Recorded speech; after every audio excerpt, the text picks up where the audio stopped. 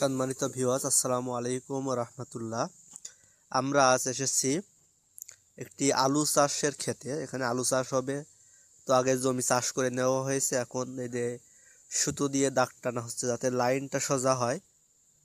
তো এই চাষি ভাই দাগ টানতেছে, এখানে তিনি আলু রোবেন।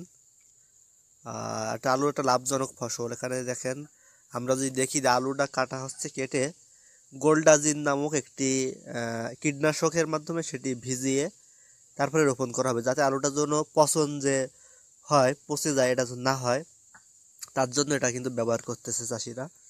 এটাতে এটা ব্যবহার করলে আলুটা ভালো থাকে, মাটিতে পচে না। পচন যে রোগ থেকে এটা আলুটা আর কি বাঁচায়। দেখুন আলুর যে বীজগুলো, আলুর যে মানে কলগুলো বাইরে হয়েছে, বড় বড় কল বাইরে হয়েছে, এগুলো অনেক সুন্দর আর কি, বড় বড় কল বাইরেছে। এগুলোতে এখানে আমরা দেখছি সার দেবে, বিভিন্ন রকম সার দেবে। আমরা একটু যদি চাষি ভাইয়ের কাছ থেকে কিছু শুনতে পারি তাহলে ভালো হয়। আচ্ছা চাষি ভাই, এখানে এটা কি হবে, এই ক্ষেতে কি রোপা হবে এবং এখানে কি কি সার আছে? ক্ষেতে আলু লাগানো হবে। আর এখানে সার আছে ফসফেট, পটাশ, আর আছে জিপসার, বোরন, তারপরে আছে হিউমিকিং, আর এবার দিচ্ছি মনোভিট, যেটা সালফার। তো এই সারগুলো আপনার মানে কিরকম উপকার হবে, কেমন? ফসফেটের উপকার মাটির ফসফরাসের অভাব পূরণ করে। পটাশ মাটি গাছের শিকড় করতে সাহায্য করে, গাছের খাদ্য তৈরি হতে সাহায্য করে, গাছের রোগ ব্যাধি মুক্ত রাখে। আর জিপসার মাটির উর্বরতা বাড়ায়, ফসলের পুষ্টি এবং কাণ্ডের বৃদ্ধি বাড়ায়। তারপরে হিউমিক কিং ফসল মোটা তাজা এবং সতেজ করতে সাহায্য করে, কারণ এটা জৈব। আর এই যে মনোভিট দিচ্ছি, এটার কাজ হচ্ছে এটা ফসলের মাটির পিএইচ মানে ক্ষারীয়তা নিয়ন্ত্রণ করে। তার সাথে গাছের পুষ্টিগুণ ক্ষমতা বৃদ্ধি করে, গাছ সতেজ করে, গাছের কাণ্ড বৃদ্ধিতে সাহায্য করে এবং রোগ প্রতিরোধ ক্ষমতা বাড়ায়।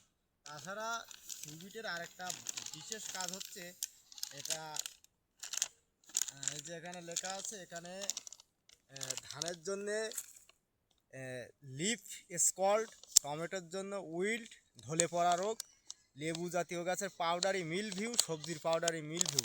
আমরা খিরাই চাষ করলে পাউডারি মিলভিউ রোগটা লক্ষ্য করি, সেটার দিকে ভালো উপকার করে।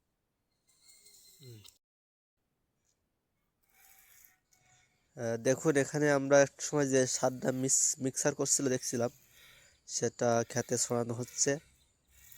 এটার কারণে কিন্তু যে ফসলগুলো একটা সার পাবে এখান থেকে। আলু রচ্ছেন, এটা কত বিঘা জমিতে আলুটা রচ্ছেন আপনি? এটা ভাই 10 কাঠা জমি। 10 কাঠা। এর না, 10 কাঠা জমিতে আপনার আলু লাগছে কতটা? আলু তো লাগে 1.5 মনের মতো, কিন্তু আমি লাগাচ্ছি 1 মন। জি। আর বাকিটা দেবো গাজর।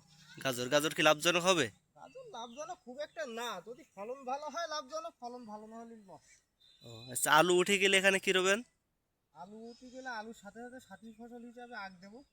আচ্ছা আচ্ছা আচ্ছা। তো আলু আর আখে তো মনে হয় হেব্বি লাভ হবে। হেভি লাভ, আমার আব্বা তো বলে যে আমি চাষবাস করি, হেভি লাভ করি। আচ্ছা আচ্ছা এখন আব্বার কথা যদি সত্যি হয় তাহলে হেভি লাভ হবে।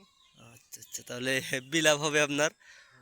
আমি দর্শকদের একটু দেখাই যে এই যে জমিটাতে আলু আখ রোবে, এখানে কিন্তু সে গাজরও বেচবে। আমি যতদূর জানতে পারছি, গত বছর গাজর লাগাইছিল, সেখানে সে প্রচুর পরিমাণ হেব্বি লাভ করছে। হ্যাঁ। তো প্রিয় দর্শক শ্রোতা, আমাদের ভিডিওটা কেমন লাগলো অবশ্যই কমেন্ট করে জানাবেন এবং বেশি শেয়ার করে দেবেন আপনারা। এবং এরকম নিত্য নতুন ভিডিও আপনাদেরকে আমরা দিয়ে জানানোর চেষ্টা করব।